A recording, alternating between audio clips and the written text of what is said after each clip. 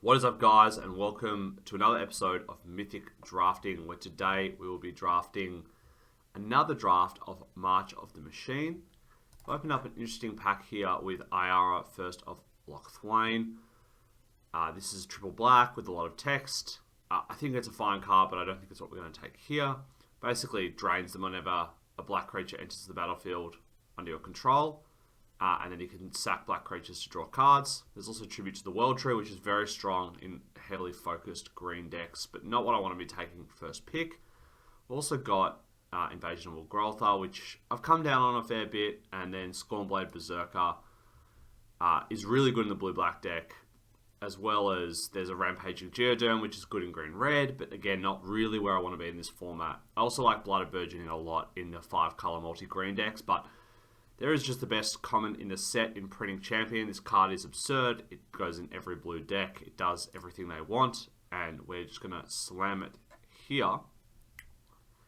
And now we're presented with a pretty easy second pick here in a pack that is a bit awkward. I really like Afara's Dispersal, and it's one of the better blue commons as well. And being able to just start a draft with Printing Champion and Afara's Dispersal is fantastic. And in this pack, we're essentially cutting blue as well, which means that hopefully the person to our left won't end up in blue, and we can sort of try and get ourselves to be set up in pack 2. The other cards I like in this pack, Stormclaw Rage is good in the blue-red deck, Rives, good if you can draft a red-white aggro deck with a lot of equipment, Fearless Guard's fine, and then Pest and Burgeoning are good in the multicolored decks, but yeah, we're definitely just taking Dispersal here. And moving on. So now, this is an interesting pack here. There's a Phyrexian Censor, which I'm not a huge fan of. There's also some solid red cards here. Infernus Reigns, and Jury is good in the black-red deck. And the blue cards in this pack are quite miserable. I don't really love any of these cards. Ikadrinka is really good in blue-black. And then there's Alabaster Host Intercessor, which is a card I've come down on as well. I think here, I like Host Intercessor, but it's a 6-drop. It does cycle and potentially open us to splashing white later as well. But Ikadrinka is just one of the better black commons. It's really cheap, and if we end up in like a blue Convoke deck, you really want to have them. And I think that the upside of being in blue-black is higher than being in blue-white. And so I'm just going to take the Ikadrinka there. And now we have another interesting pick here. There's an Inga Rune Eyes and an Eyes of Gataxius. I like Eyes quite a bit, especially if you can get some Omen Hawkers, but I've been really impressed with Inga. Just being able to scry 3 and then set up a situation where, so they trade for Inga and you use a removal spell to kill one of their creatures and you draw 3. It comes up a little bit more than I expected that it would. So I like Inga, the upside's higher than Eyes. I also like Unsealed Necropolis, Gloomfang Wall is fine. Not really interested in any of these green cards and any of the other cards in the pack. So definitely taking Inga here and see where we go from there. So now we have, there's a couple of good white cards here in Swordsworn Knight of the New Coalition. If we had taken the Samurai, I think that's sort of where we would probably be. But given that we've got the Ikadrinka and we're still quite open in terms of our second colour, I think I'm just going to go ahead and pick up Skittering Surveyor. I like this in the blue-black decks. It gives you the potential to splash. It's a creature for Convoke. Make sure you're hitting your land drops. And it just opens up some flexibility for us in terms of how we play the draft from here. Also happy if you take Scoured Barons, but probably just better to take Surveyor if you're trying to get some fixing from that pick. And wow, now we get a 6th pick, Artistic Refusal, as well as Captive Weird. So neither of these cards should be pick 6. I'm a huge fan of the Refusal. I also really like Captive Weird, but I think that the Refusal is a little bit less replaceable. And given I'm seeing, Ikadrinka, Captive Weird, and we've already got a Printing Champion and an Ikadrinka in our pile, I think that taking the Refusal here is where we want to be. If you can set up 2-drop Printing Champion into this, you can really just take over the game pretty quickly by being able to cast this on turn 4 and still attacking with the champion. So, huge fan of Refusal. definitely should be taking it earlier in your drafts than letting it go pick 6. And now we're just going to pick up Annihilate Essence, another counter spell I really like. Blue wants to play a tempo game, and this card's come up in my pick order for me. Being able to counter a creature or a battle spell unless they pay 4 is significant, and even if they do, you get to incubate 2. So this card can allow you on later turns to play a spell and then hold up a counter spell and really just take over the tempo of the game. So now I've got to pick between Jungle Hollow, Tidal Terror, Thunderhead Squadron. I don't love any of these blue cards. I'm fine playing like a Tidal Terror. Don't really love Thunderhead Squadron in blue-black. And Corrupted Conviction, like we have some stuff for Corrupted Conviction in that it could be a playable, but I'm hoping not to play it. And so I'm just going to go ahead and pick up the Hollow. I think when you're playing, like we're still just blue here as well, really. But there are a lot of situations in which you end up wanting to play splashing green cards in blue-black and Sultai. And so picking that up to allow us to have that flexibility is good there. Wow. So Ayara came back around. I think we're happy to take Ayara here over Corrupted Conviction, Mirrodin and Avenged, and these other cards. Not a huge fan of the Seraph of New Capenna. And Ayara certainly in some decks can be good. Now this is a really nothing pack. I'm just going to go ahead and take the Alabaster Host Sanctifier. I mean, I don't think we're playing any of those cards. But there's a chance that we end up in like white if we open a really ridiculous bomb. Now I'm going to just go ahead and pick up the Bloodfell Caves over the Gloomfang Mauler. Again here, I like the tap lands over the Cyclers, and it just opens us up if we open a ridiculous bomb that we want to potentially splash for. So wow, that is a really late Swordsworn Cavalier here. So, and Cyber Cryptomancer is great on the wheel. So I actually think, like I don't think we're, like IR is so mana intensive, it's unlikely we end up down that path. So what I'm going to do here is just put the blue and the black, the white and the black cards over to the side, and like we realize that we're pretty heavy blue at this point and we're still flexible about our second color. So now our second pack, we open up a sweet one with Zephyr Singer. It's a 3/4 flying vigilance for 4, and it has Convoke, and then when it enters the battlefield, you put a flying counter on every creature that convoked it. So Zephyr Singer is very strong, a great open, doesn't force us to commit, and we can just continue to read the table as to what our second color is going to be. So now we have an Invasion of Ikoria, which we're not taking. There's a Censor, an Oracle of Tragedy.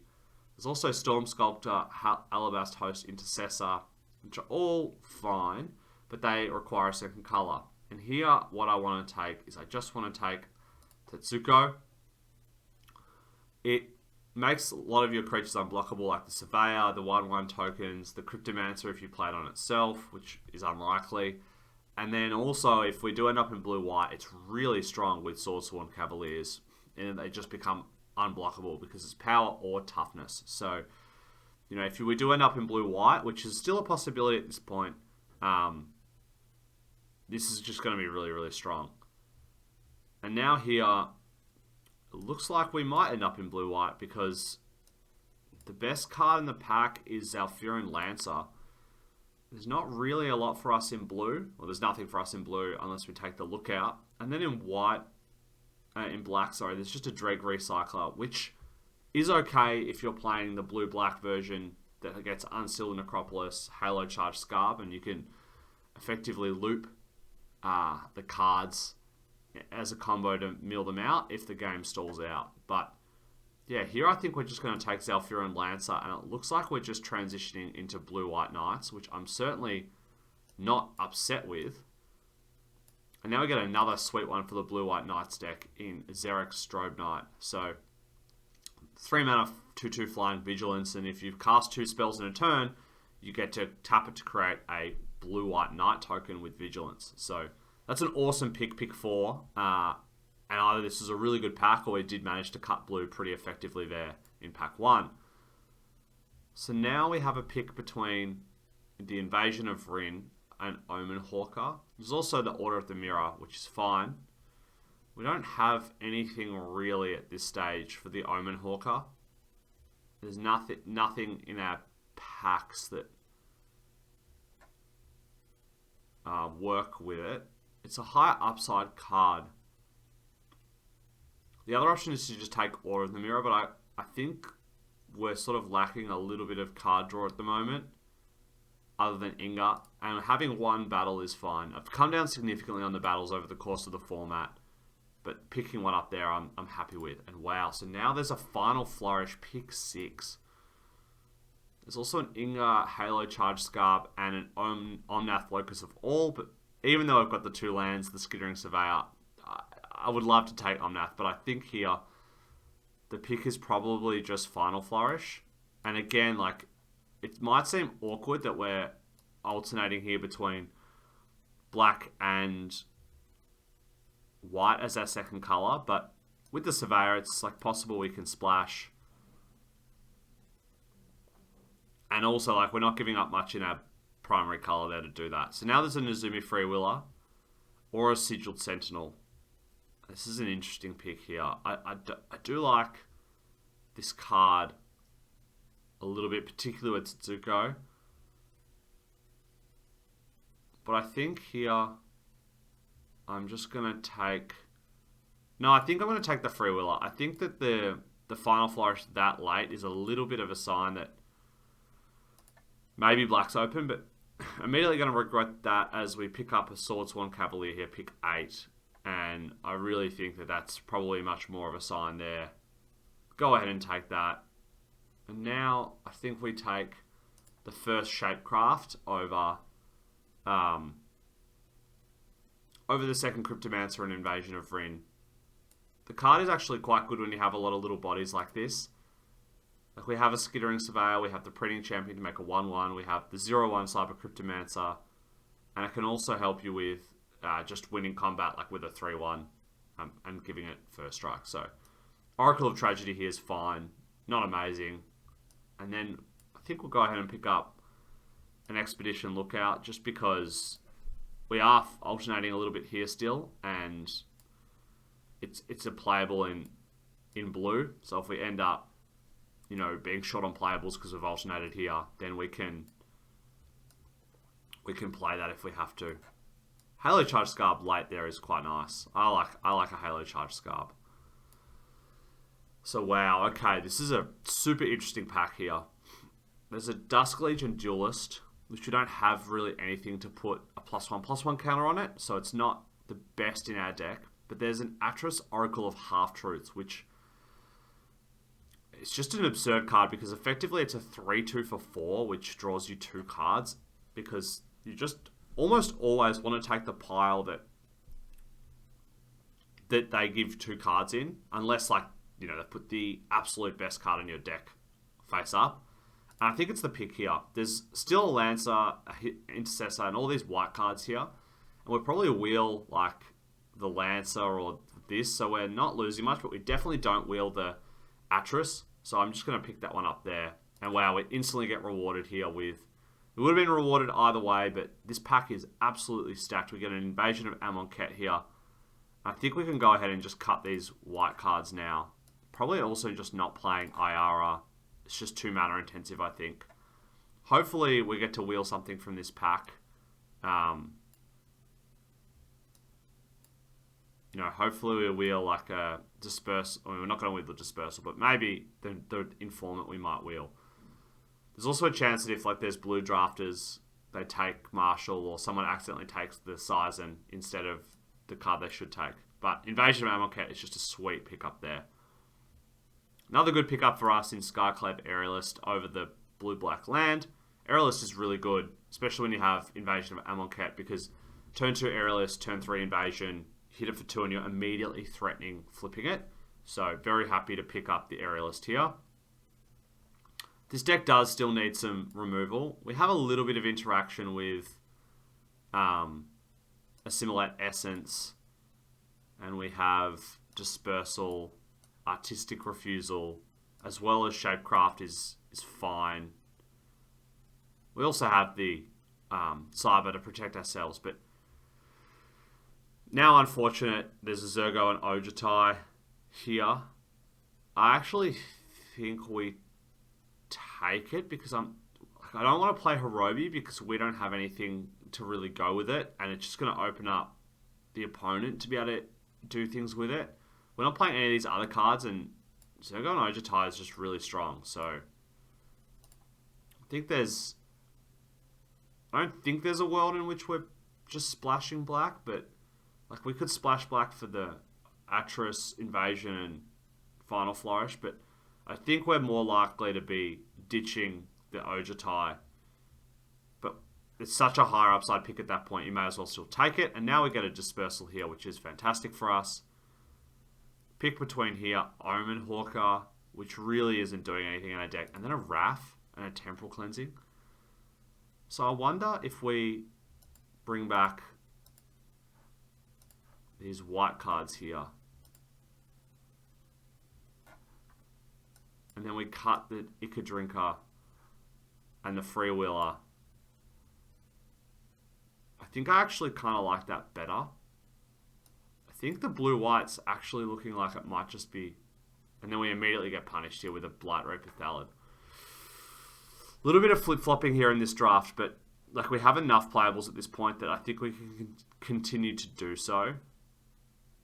The Zergo and Ojutai is so strong.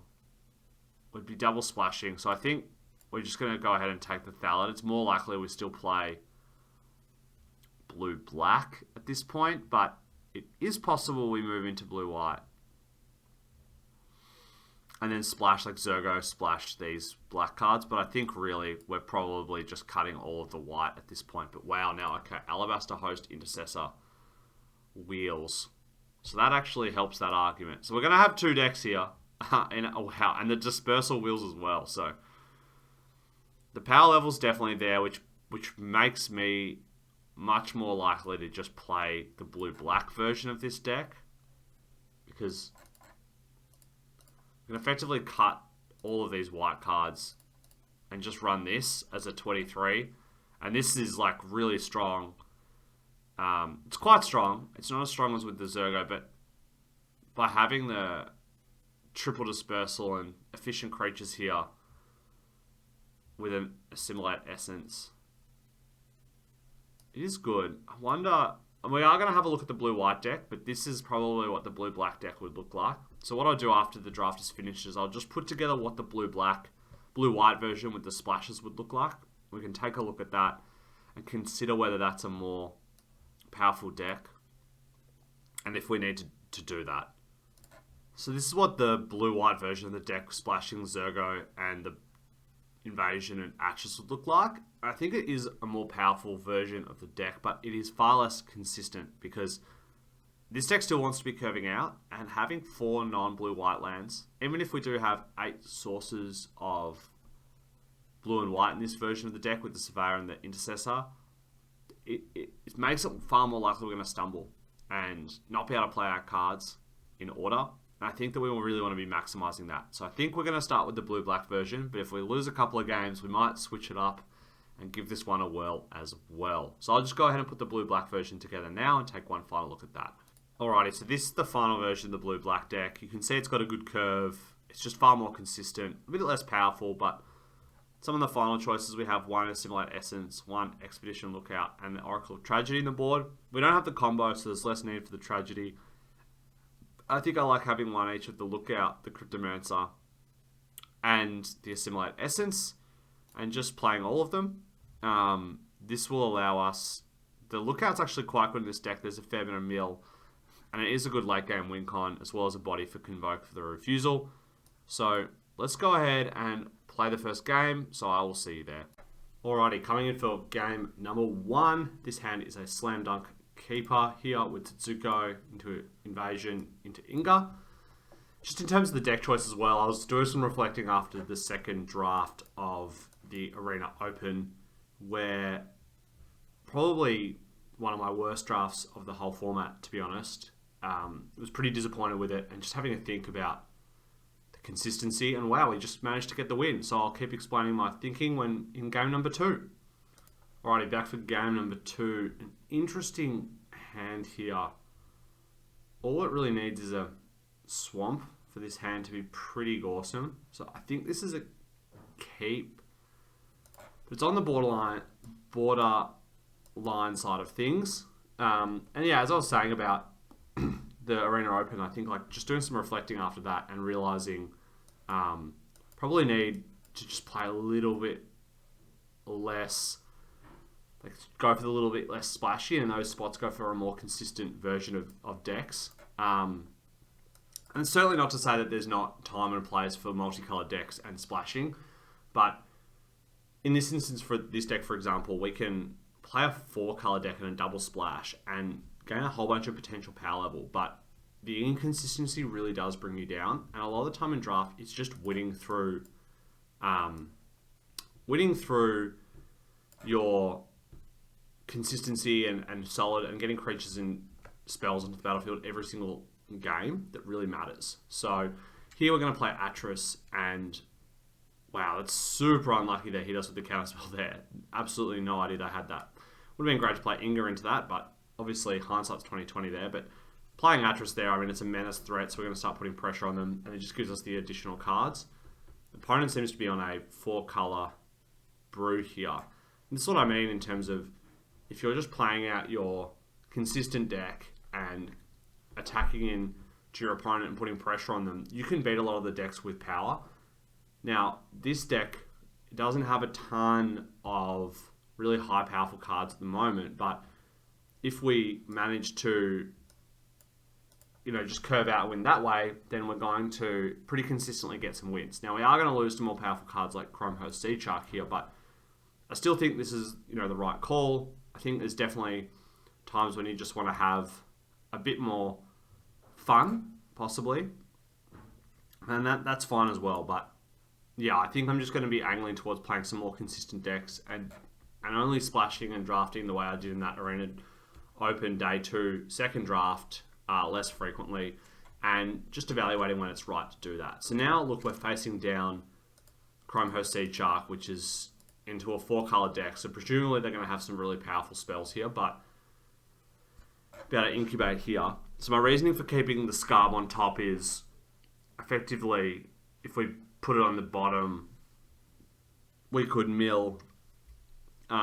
We could hit a removal spell for the Chrome Host Sea Shark, but our only real removal spell is Final Flourish, and playing the Scarb will actually give us 2 attempts at hitting it. So no attacks here, and it also gives us some more mill into potentially being able to attack, make the Expedition Lookout unblockable. So I'm going to go ahead and mill 2 here.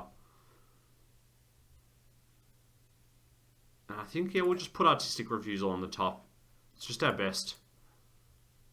It's just one of our best cards, and even though it's not a removal spell for Chrome Host Sea Shark, it's potentially something we're going to need to get the win here, and we're going to be able to play the Thallid and hold it up anyway. Now, opponent can, of course, just flip their Incubate tokens. They can also use Urn of Godfire and sort of play around this pretty well, but it's still just like the threat of it's very powerful. So we also managed to mill opponents Kogla and Yadaro, so they are playing a very, very greedy build here with, I think it looks like a green-red deck, probably splashing white and, wow, okay, so Atali as well. This one is probably over at this point. It's gonna be, like, I just don't think we can win this game because they'll flip the Atali. We have nothing to deal with that. And even if we have a Pharaoh's Dispersal to deal with it, it just comes back down. So, they're going to just draw 2 here, and they exiled Shadow the Source. So they're going to take down a Halo Charge Scarb. Although maybe you just take down Inga so we can't manufacture a situation. I think you probably want to take the Inga down so we can't draw 3 off this. Yeah, that's definitely correct. I mean, it means you can't attack, but yeah, they have just loaded the board up now with 2/6.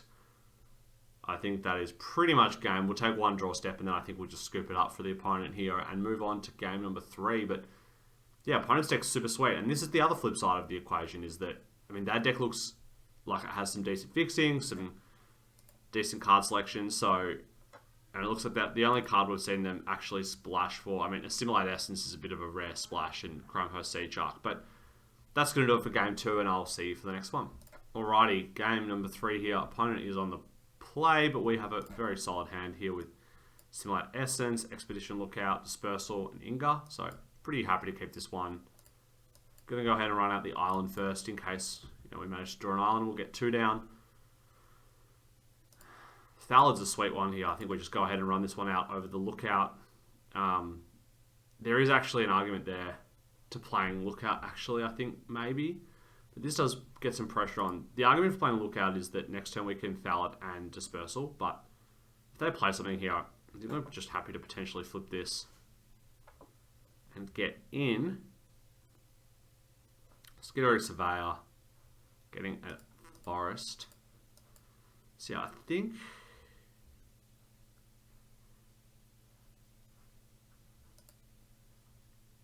So I think we actually just want to play Setsuko.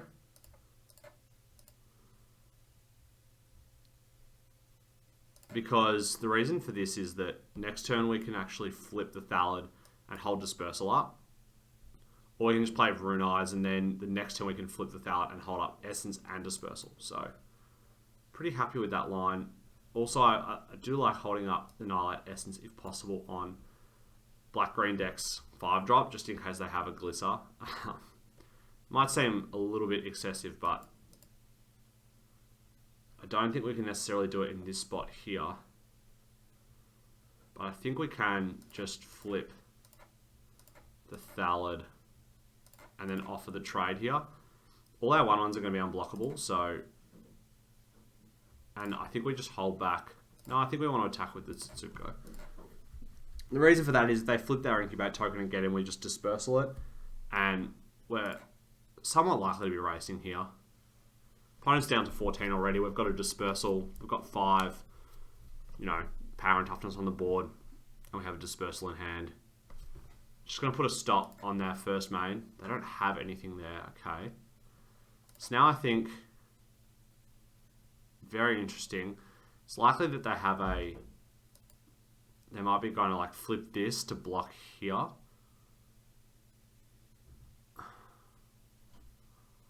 In which case, I don't really want to be attacking into this. So yeah, the other option is they have Deadly Derision for Setsuko, and they're going to Deadly Derision it and then eat the 1/1. So we don't want to attack with the 1/1 and Setsuko. The 3/3 is awkward into this without Dispersal up, so our other option is to just run out Inga Rune Eyes or the Invasion of Amonkhet here. I think I kind of like just running out Invasion. It's just such a powerful card. If we hit an island as well, we can hold up Assimilate Essence as well, which allows us to flip pretty confidently. So we mill 3, we mill the island we needed. Opponent milled a Vat Keeper and Instructor. So opponent looks to have a pretty solid green-black deck. They're discarding here, so Printing Champion is a good one. Now it's awkward because we don't have a second play, and being stuck on blue sources here is pretty awkward. We don't have any super solid attacks other than we can attack with Setsuko, which I think is fine because you don't want to attack with both here, because if they have the Deadly Derision for Setsuko, then they just get to eat the 1/1 and really does blow us out. And now we can hopefully draw an island and set up a situation in which we can actually play 2 spells next turn, which would be really nice. Opponent's got 5 cards, so Expedition Lookout is also going to be unblockable. Ideally we draw land and we get to play Inga and hold Assimilate Essence and Dispersal. Inga's really awkward for them because we've got a lot of little shitted creatures that we're happy to trade, and makes big swing out attacks dangerous, which green-black tends to want to do. It tends to gum up the board and be a big value deck, and if you can counteract that with, wow, I would have loved to be able to counter that.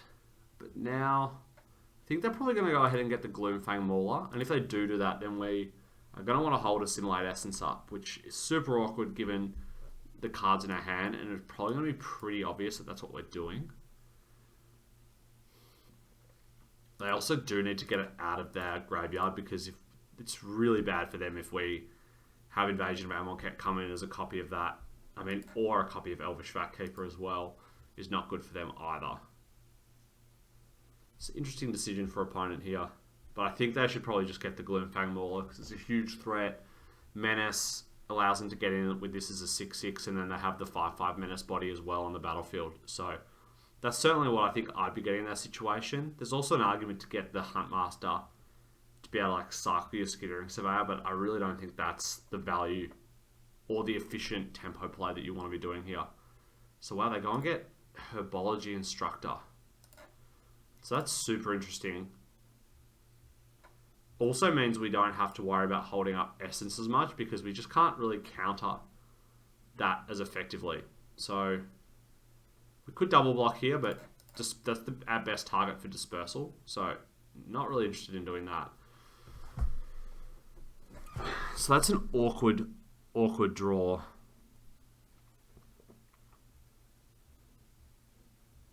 I think what we want to do is just attack like this. Forces them to give us another 1/1. And then we can play Inga, which will leave us up with 3 creatures. I just want to play Inga out now. Because, so the benefit to playing Inga is we're looking for our next island.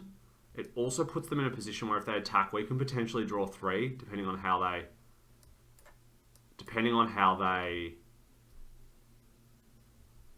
attack. So now the question is, do we want the island first or the final flourish? Because both effectively let us cast 2 spells next turn. I think we actually want the... No, I think we just want the island. Because if they Herbology Instructor, we can just bounce it with Dispersal, and we're probably playing out Printing Champion next turn. So I'm happy to just take Island there, and we'll go ahead and get the Final Flourish next turn. And now, like, we'll be able to flip the Invasion of Amonkhet next turn as well. So setting up pretty nicely here to go and get a Gloomfang Mauler and put it on Inga, or actually we'll probably put it on our Printing Champion. And like this is just shows some of the efficient and powerful cards of blue-black is that we haven't really had the most... Like, our hand has been quite clunky, and we're still, you know, pretty stable on board. If we flip Invasion of Amonkhet, we're just going to slam the win. Now, I mean, Talia is a huge problem for us, but I think what we'll... So, I mean, now we can actually just trade here, and we get to flip this next turn. We're going to get to draw 3 here. So, I mean, that's a slam dunk for us. Yeah, we get to draw 3 cards off Inga. So that's just like, I mean, opponent really shouldn't have attacked the way they did. So now we're in a pretty interesting spot where I think we can Printing Champion, kill this, hold up a Dispersal. Seems good. We also get to flip. So I think, yeah, we just want to run out Printing Champion. And then we can go ahead and kill this now. Sacking the 1/1. So we just want our 4/4 to come in untapped. Also, we can just have it actually enter as Italia. So I think that's probably what we'll do. Didn't realize that when I killed the Talia, but yeah, we definitely want our coming in as Talia. We can play the extra land, so we can hold up Assimilate Essence. We can also hold up double Dispersal. So it's unfortunately we don't get the ability to bounce our Herbology Instructor if they do go ahead and flip it. But if that's their line, like they just kill Printing Champion, it's not that good. I think we're sort of pretty heavy favorited to win from there. If that's the line they take. So now they get Gargantua. We're going to snap Essence that. This is what I mean about Essence is that it looks unassuming, but the way these games play out, like we tempo, and then we hold up our powerful spells. I mean, so now I think we just Invasion of Rin and hold up Dispersal. So we're going to get to draw.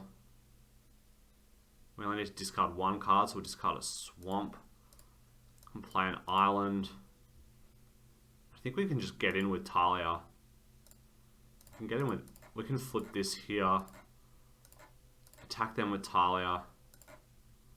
We get to sack a land. Draw a card here.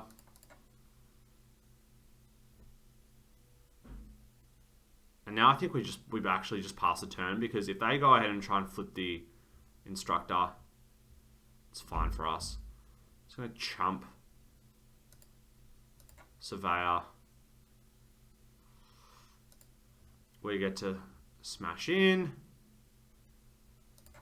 We get an Overload Mage Ring.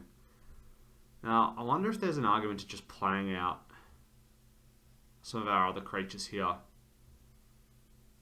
We could just, like, if they flip the Instructor, it's not even that bad for us.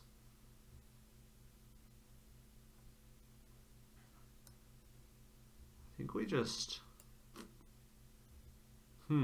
super interesting. I think their line is to probably flip the Instructor. I kind of want to double copy this. I don't really want to like pass with nothing up. So I think I'm just going to go ahead and ship the turn. It seems like a little bit awkward, but we've sort of got this game locked up that if they do go for this play, we can bounce it and really set the win up. We don't want to bounce the Valkeeper, so we're not going to copy that, but yeah, the other thing as well is like if they go to kill Talia or something, we can bounce it in response and get our Invasion of Amonkhet back and flip that again into a Talia, so, and give us more card advantage. So I'm happy with that line as well. I think opponent's got a pretty tough decision. Like if they, so they're Bloated Processor, hey, like we might just bounce something end step. Like if they, like Nezumi Freewheeler, that's fine. So they're bouncing everything. Yeah, I think we're going to just bounce the... We just go ahead and bounce the Herbology Instructor. And we will actually copy this. And just bounce the Processor. Because Talia's going to make them come back into play tapped again. Which just is going to give us a ton of tempo here. Yeah, I'm fine with just milling some land still. So now I think just go ahead and swing with the team again. Alright, we should have played something beforehand.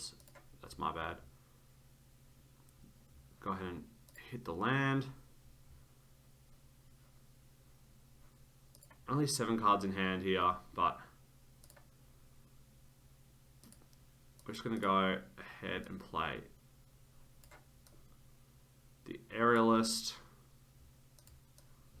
and then play the Zephyr Singer as well, and hold up 1 Dispersal. So now they're like dead on board because they have no flying creatures.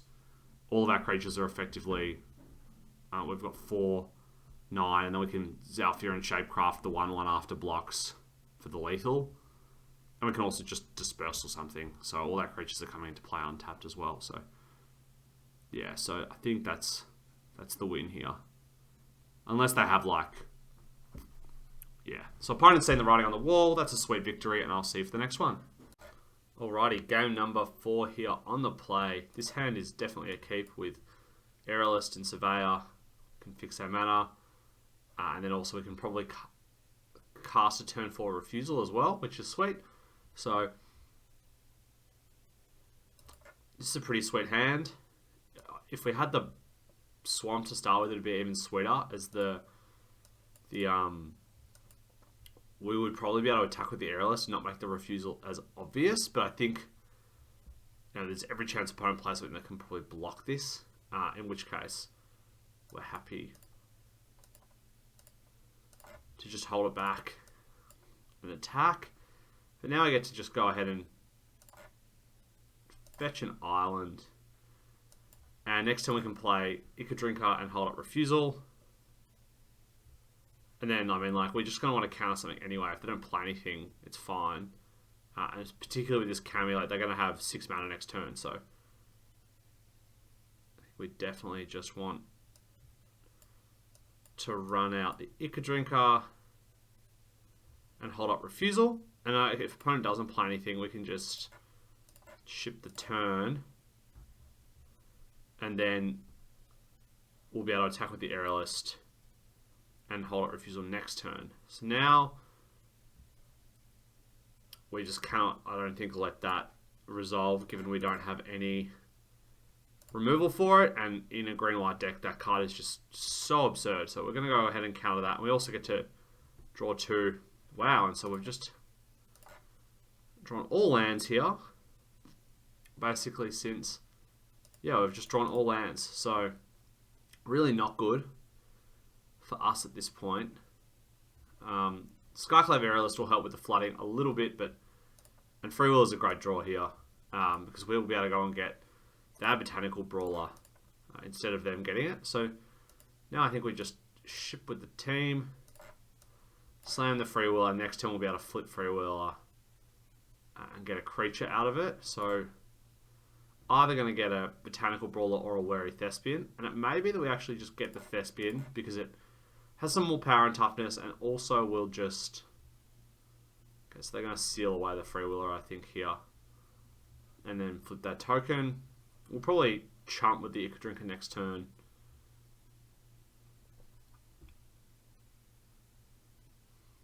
Yeah, maybe there's like some validity to just holding back these two creatures that last turn, but now I think let's just do this first. Just going to go ahead and flip the Invader, get a free land, play the Lookout, and then just attack. We can only attack with the 2/4. So now we're going to have to sort of play a little bit of chump blocking here. We're hoping to draw like a Invasion of Amonkhet or an Atris or something similar, which will, allow us to get right back into this game. Just unfortunate to have ripped so many lands. Like, the only card we've drawn really is the Lookout. And there's another land, so... Yeah, opponents also seems like they're maybe flooding out a little bit here, given that they haven't attacked. And I think this turn, there's some validity to just double blocking, to triple blocking here, because if we just chump with Surveyor, it's just going to like keep not being good for us. But if we double block here, they can, kill the Lookout and the 2/2. But it's better than just slowly, like, we lose this Abyss race here. We're not going to clock them by the time that they kill all of our chump blockers. And like, if they have a trick to blow us out, it's just really unfortunate. But I think that this is going to work out more than it doesn't. So they get to kill the Lookout and the 2/2 here.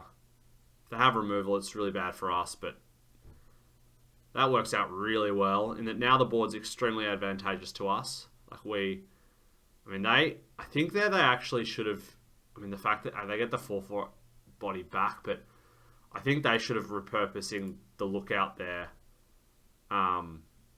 They get to blow us right out if they do that. So, yeah, I think that's actually a much better line for them. But now I can go ahead and flip the Thallid. We've still got a lot of live draws here that really like set us up to win. And I think we're just going to hold the lands at this point. But yeah, if they just mid-combat killed our guy, they keep that token, they get another one. And they clear our board except for our flyer. And they just absolutely outrace us. Whereas now they're down a creature and we can still continue to chump block. Or in this instance, we're going to block with Surveyor and Thallid. So they don't really have good attacks. And now it's just sort of a top deck war here. Overgrown Pest, a good one for them because they're going to get to look for a double-faced card or a land. We really hope they miss the double-faced card side of things. And they get the land. That's fine. One card in hand from opponent. I think if it was a spell, they would have played it by now. We just keep on ripping lands here. So, up to 4 lands left in the deck. So we shouldn't draw too many more lands. An opponent has drawn 8. So they should theoretically have... this is probably removal here, but I think we just have to go for it. Yeah, so we trade the 3/3, we get the 1/1, and Surveyor still allows us to just trade Surveyor for the Pest. Xeric Strobe Knight is a good one to draw there. Particularly now if we draw like Invasion of Amonkhet or anything similar. There's actually a chance we can double spell. Invasion of Rin as well would be an awesome draw here to draw into some more spells, make us be able to double spell as well. So there's a lot of good draws in our deck left. An opponent has drawn a lot of our sweet ones already. They're also very likely to, I think, be one of, if not both of these cards are probably a land at this point. And so they're probably just drawing from the top as well. Really, it's just going to come down to who's got the better card quality at this point. So another Kami, which is good given they have a lot of +1/+1 counters, but it's not the best draw in that spot because you have to now draw something that generates 1/1 counters. So Inga's really nice here. Going to get to stack our library. Atris is fantastic. Let's put that land at the bottom. And now that we also know that Printing Champion's there, it's going to give us the information that we need in the pile when we Atris. So things are turning around here pretty well. I think that triple block was probably the most pivotal moment of the game. We want to play all of this stuff out pre-combat so that if they have some combat trick or something, we still get the 2/2 Knight token here. So they have to separate them into piles. And basically with Atris, as I was saying in the draft, you pretty much always want to take the 2 cards. There are some instances where you're not going to, but this is effectively Muldrifter if you're just taking 2 cards. Like, you might miss the better card, but it gives you that selection. And now when we know Printing Champion is one of the cards, like, I don't know what is in pile 1, but I'm not taking it because I'm just going to get a champion here, and this could just be a land. So I'm going to go ahead and take Printing Champion. Sure, the Halo Charge Scarab goes in the land. That's a little bit unlucky there, but I would actually rather the Scarab there because we could get Artistic Refusal, but Printing Champion's fantastic right now. So we can just go ahead and ship with the team here. Puts opponent in a pretty tough spot, a lot of pressure on them. They sort of have to trade here and chump with the Inga. And now next turn, like, we're just going to swing out and kill them, I think. So go ahead and make a Knight here. Opponent has to draw probably like Sunfall or Invasion of Fiora to win this game. They don't, so I'll see you for game number 5. Alrighty, back for game number 5 here, and we are on the draw. This hand is definitely a keep. I've got the Counterspell, the Aerialist, so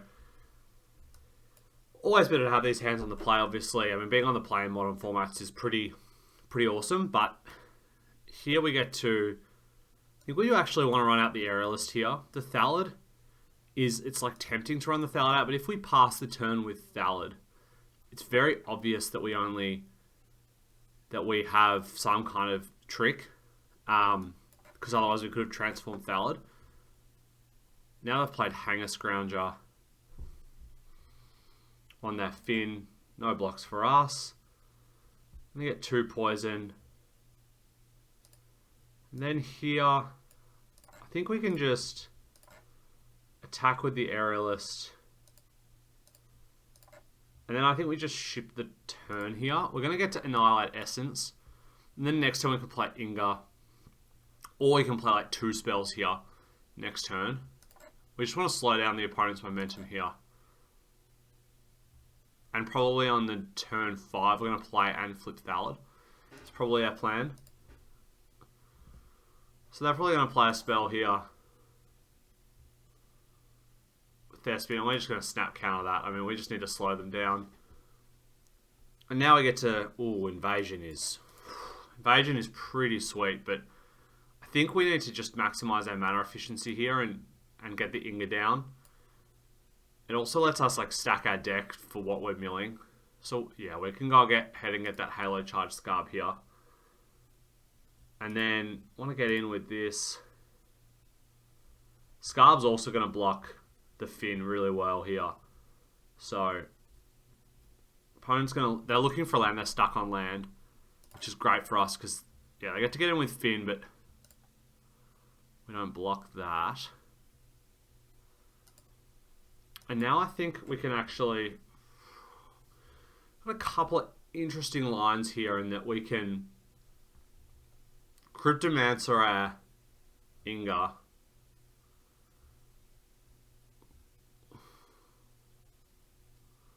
they can just, like, in response, kill it. Or we can just play our Halo Charge Scarb. I think I like just playing the Scarb here. I think we just want to gun the board right up. And we know that there's 2 lands there to mill. So we're not going to want the Assimilate Essence here. I think we just keep getting it in the air. I think there are some better cards we can draw. Okay, wow. So they... First strike Death Touch here. Don't have any blocks. We're getting pretty low. I think we just need to... Sort of awkward in that... So our options are... Play Invasion, hold up Cryptomancer, and be able to block this. I think I like that line the most, because it gets a card out of their hand. Also milling, so... Oh, we mill their lands, which is, I think, good for us here. So the reason I like this hand line is we get a card out of the hand. We also put pressure on them because we're going to flip this Invasion next turn. And we can Cryptomancer our Scar pre-blocks and potentially trade here. And we're out of range of Volcanic Spite. We're not out of range of Stoke the Flames, but they might Stoke pre-combat as well. In which case we blow them out pretty nicely. Also, like, this is going to flip into Urabrask or Tetsuko. Probably Urabrask, because it gives all our creatures haste and makes their creatures enter tapped. So they clearly got something here. So, going to go ahead and Cryptomancer in response to that. Like, we may... I think we're going to have to double block this. Our other option is to just chump. But I really don't like chumping here. I think we continue to win from here, because we're going to get to flip this. Yeah, and 3 creatures die, so we draw 3. So now we get to flip our Invasion, and we have Artistic Refusal up. So we've got to think about our line here. We're going to get to cast... So we're definitely going to attack in here. So let's go ahead and do that first. Then we just got to have a think about... We're probably going to cast Preening Champion here. Lazotep comes in. Now the question is, do we want... Oh, I think we're going to want Wildwood Escort, because we get to return a creature. That seems better than giving our creatures haste. So, coming in as Wildwood Escort, let's go ahead and get the Halo Charge Scarb. And now I think we can play Preening Champion.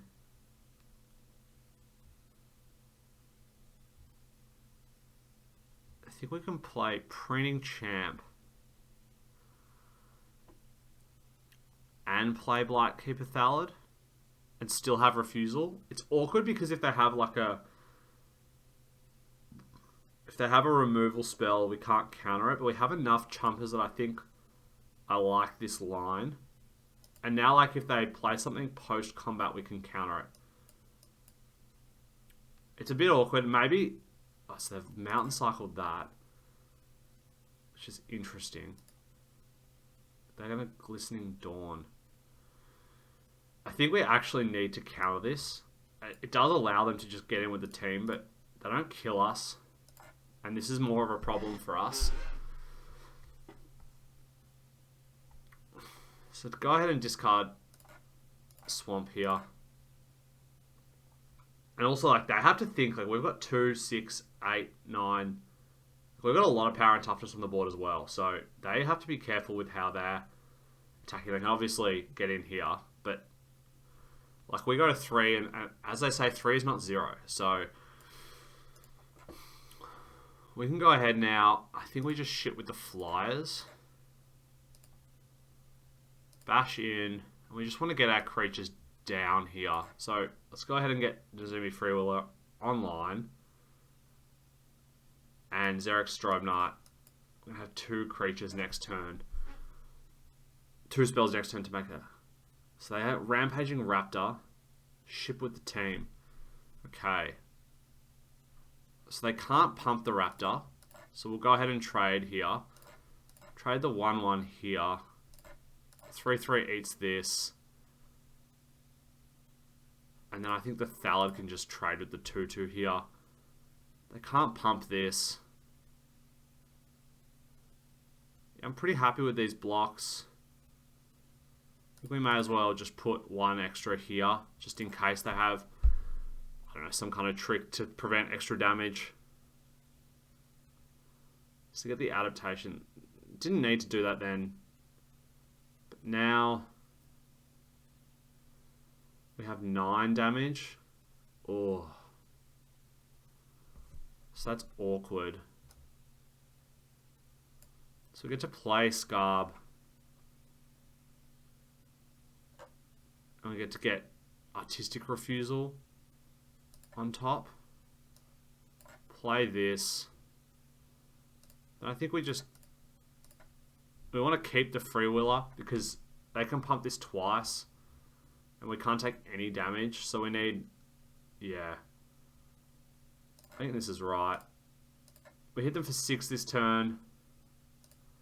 Make a knight. And now I can just like block the Rampaging Raptor entirely. With everyone. Let's go ahead and block. We should be able to kill on the crackback with the flyer here. They can pump it all they like, but it's not going to be enough. They get to... I mean, they didn't even block right, so they know they're dead.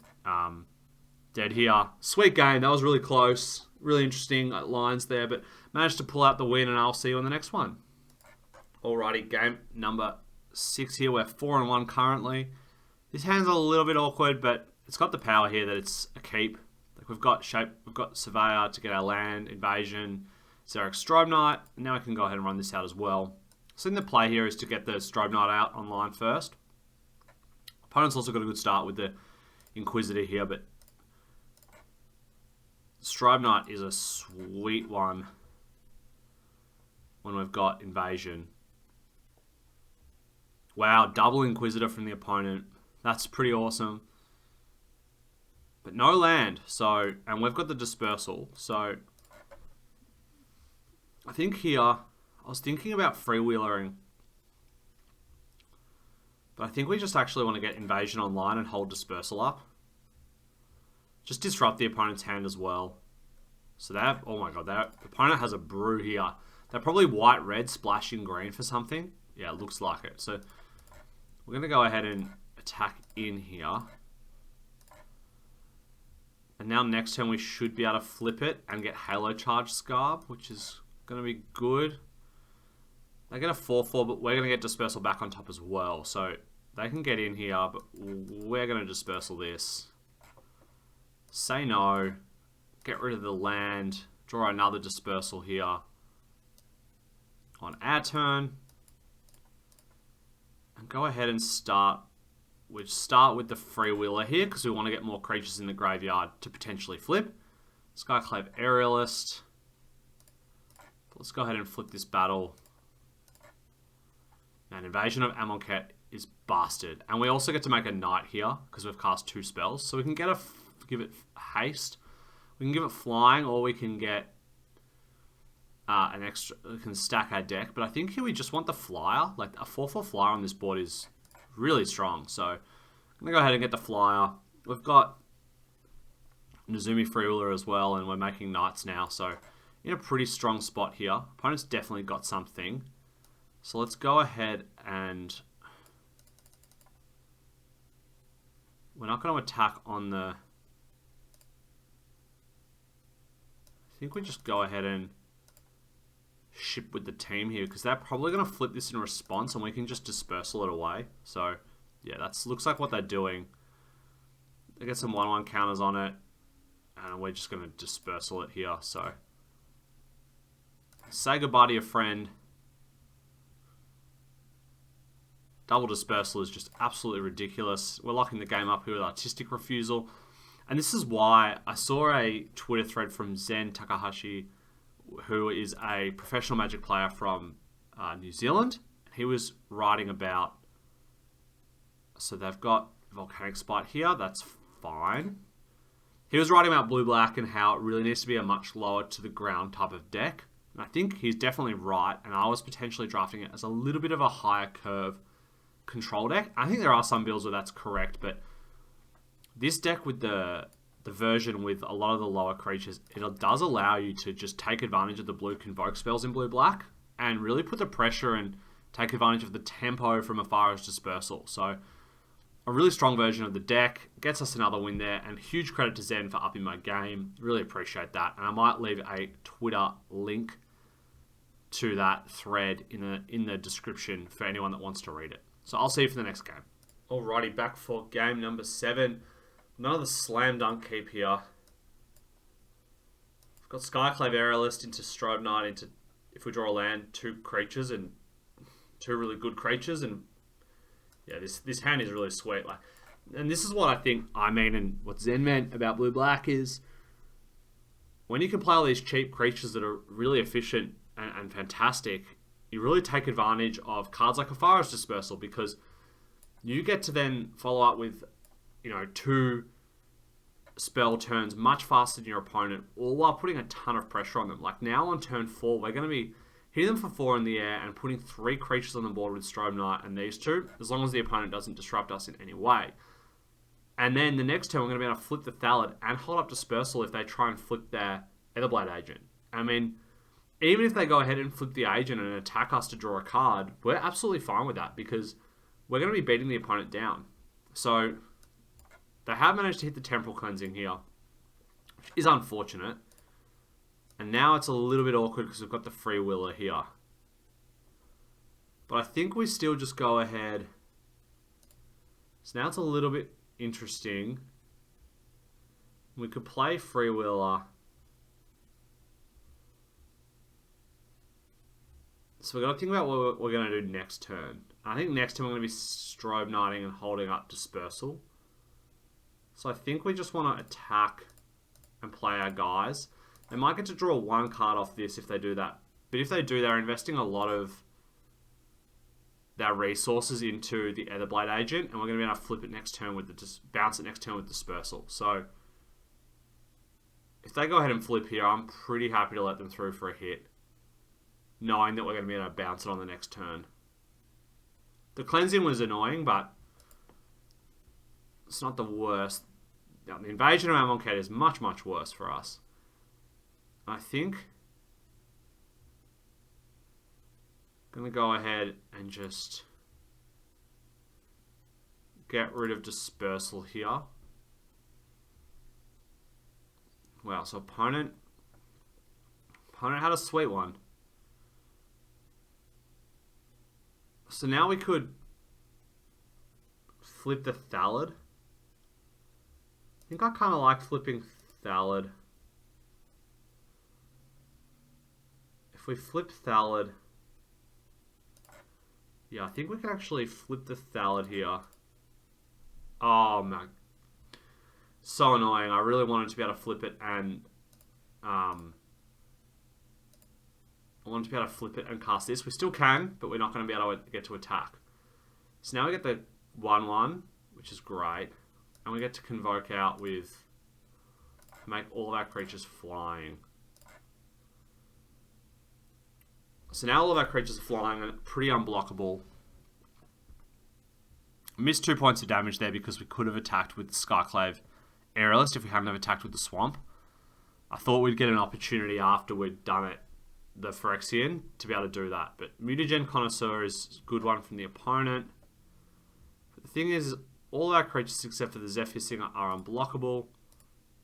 So let's go ahead and ship the team here.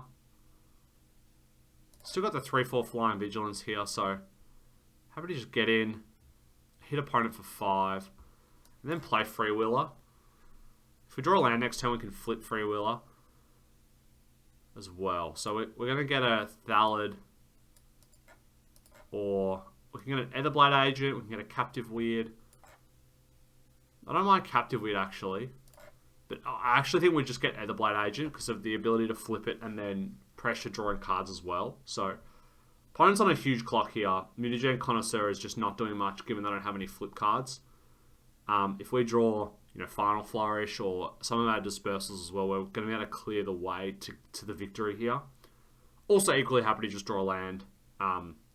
Ideally a cheaper spell would be good because we could play Surveyor to get the land and play the cheaper spell, but can't ask for them all. So Stasis Field is a nice one from the opponent, but sort of just stemming the bleeding at this point. Vanquish the Weak, another good one.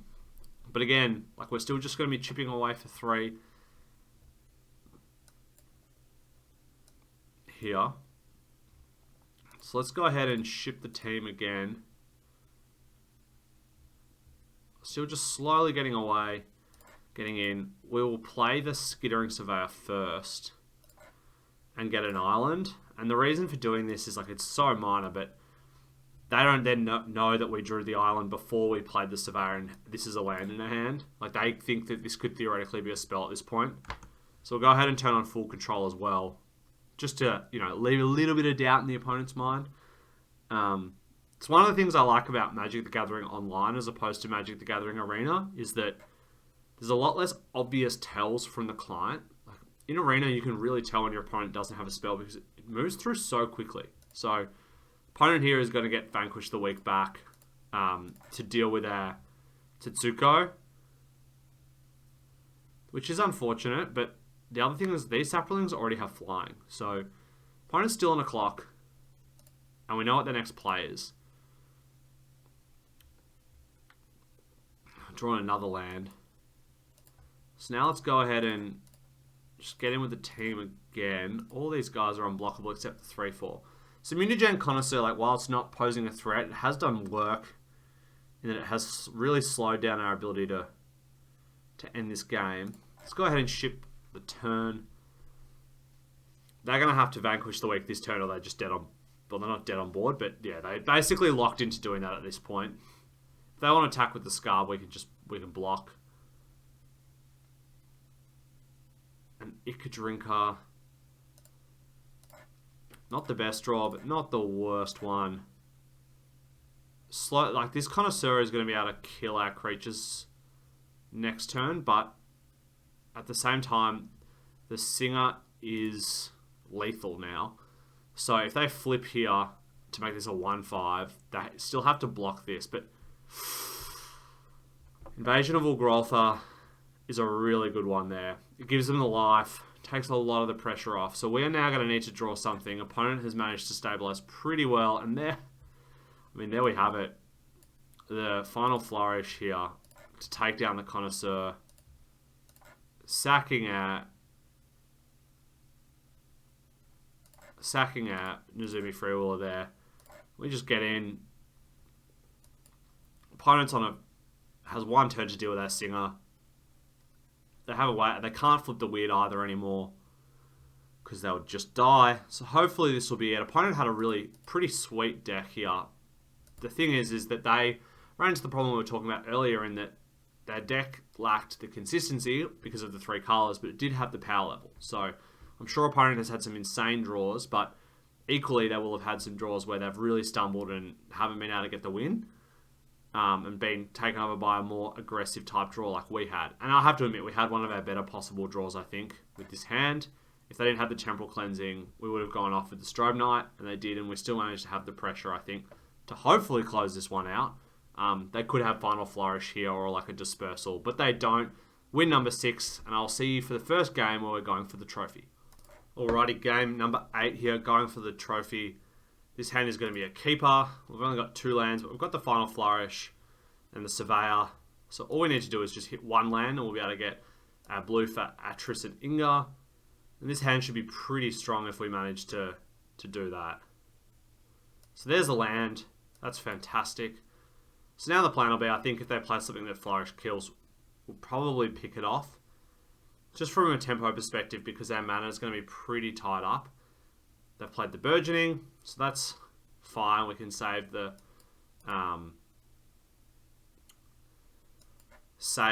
Flourish for something more significant because we'll have the Surveyor to sack for it. So now we'll go ahead and get an island, and next turn we can run out Atris. Yeah, wow. So there's Goreclaw. Goreclaw, a very strong one here.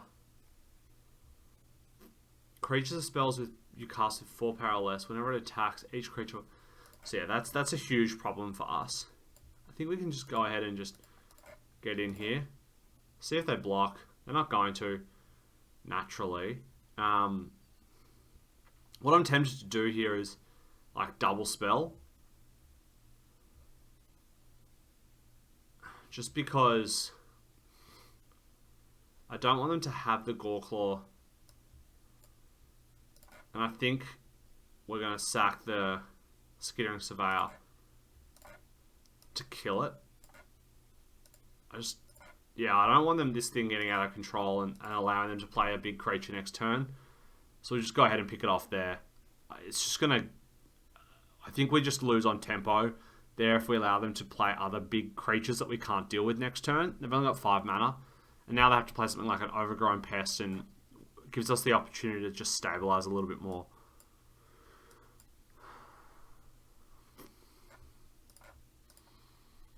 Opponent's going to get to flip that Incubate. No, they've got a Herbology Instructor instead. So we've got 5 mana now. But again, we're running into a similar problem where we can only cast 1 spell. I think let's just go ahead and run out Atris and pick a 2-card pile. Trying to hit the second blue drop in order to be able to cast like 2 spells next turn. Like potentially cast Invasion and Xeric Strobe Knight in the same turn, and then follow up with Inga and Printing Champion, make a 2/2 Knight. So yeah, here I think like there's a Nezumi Freewheeler, but we're just going to take two cards. We want land and spells here. So an Ica Drinker, like just getting that online is solid here. So yeah, now I've got the double island. And, like, might be tempted to take the Freewheeler there because it's a powerful card, but we just want to draw 2 cards. Like, in most limited decks, your cards are going to be pretty comparable power levels. And, well, I'm really happy here that they have gone ahead and done that now, because now we can play Strobe Knight and Invasion. So, I'm going to go ahead and just start with the Invasion of Ammon.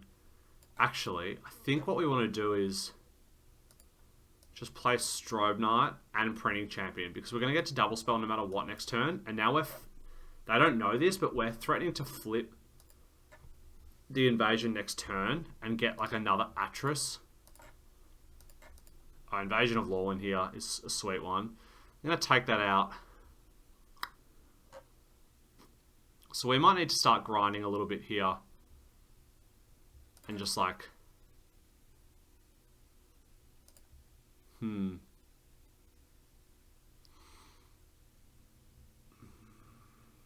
I just don't want them to flip this because it's a big problem for us. So I think we just go ahead and just trade here. And like we can just play a bit of a longer game, I think, because we're going to have so much card advantage. So let's go ahead and Invasion them first, because we want to do Inga after.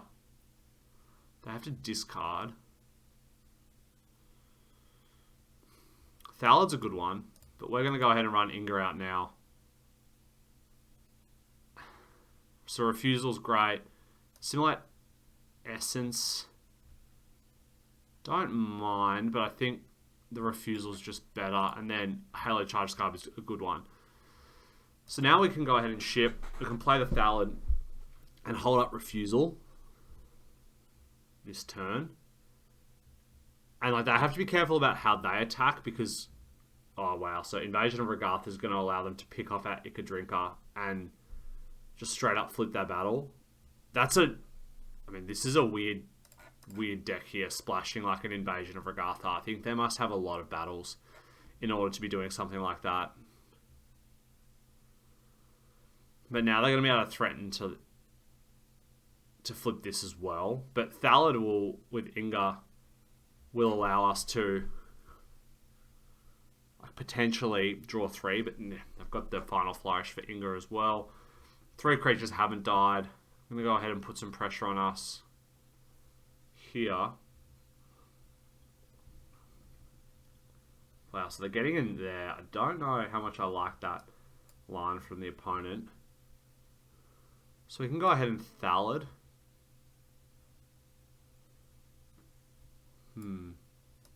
We need Halo Charge Scarb in order to get Final Flourish to deal with this. We can't... We could Invasion of Rin this turn. our other option is to just run out our creatures here and go like, play this. I'm not going to refusal this turn. Or we could just refusal the invasion of Regatha. I actually like that line. Let's go ahead and Thallid. Because what we can do now is we can just ship the turn. They're going to attack here. We let it flip, but we refusal the backside of the battle. And then we potentially flip our invasion ourselves next turn. So they're not attacking. Wow, okay. I mean, that's just great for us. Now I go ahead and transform this.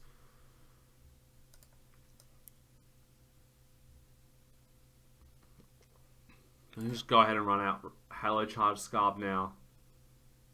I think we just want to put Final Flourish on the top here.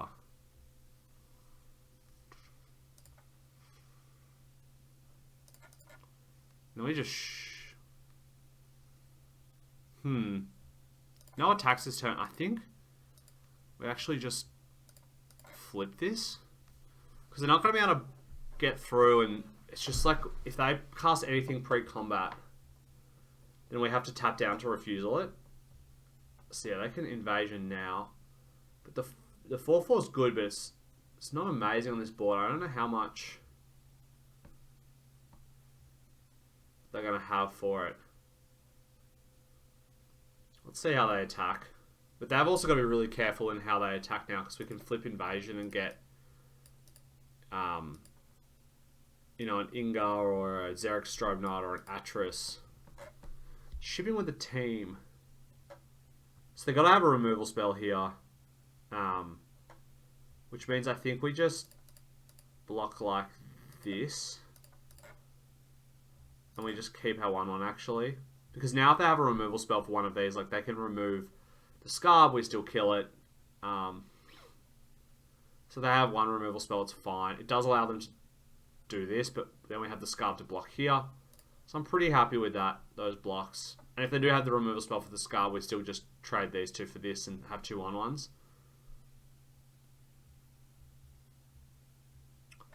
We can take out the Disciple of the Inferno next turn. So they Final Flourish there. We still trade. And maybe there we should have actually blocked to not take 5.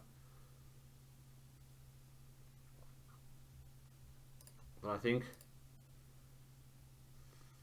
this way we just get in here. Let's just go ahead and Final Flourish this now.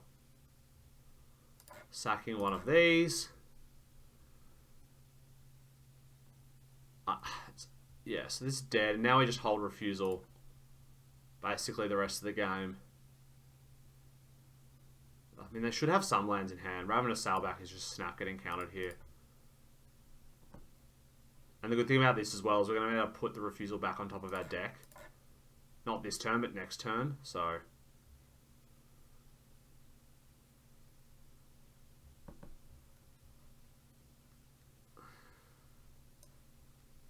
let's go ahead and just invasion. I think like there's a small chance we deck here, but I think the extra cards are going to be, yeah. Okay, let's.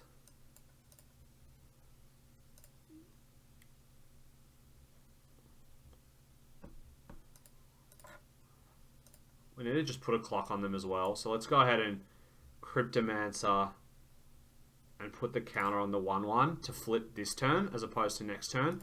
2 benefits to this is it increases the clock. The other benefit is we get to put Artistic Refusal on top of our deck here. And then hopefully that locks the game up pretty nicely. So I don't like any of that creatures. I like a lot of ours here, but I think the refusal lock is the best version here. So let's go ahead and take the refusal. Refusal on top, sweet. We'll play Tetsuko as well.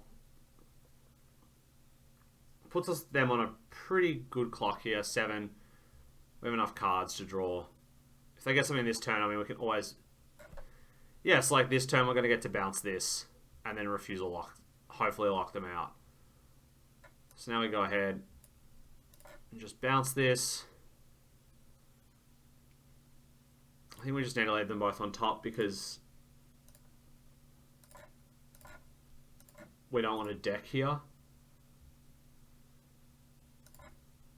So now opponent's in a bit of a rock and a hard place where like they have to cast something. Otherwise, like the refusal is just going to get them eventually. And we get to cast probably their most problematic spell for us. So, draw 2, discard 1.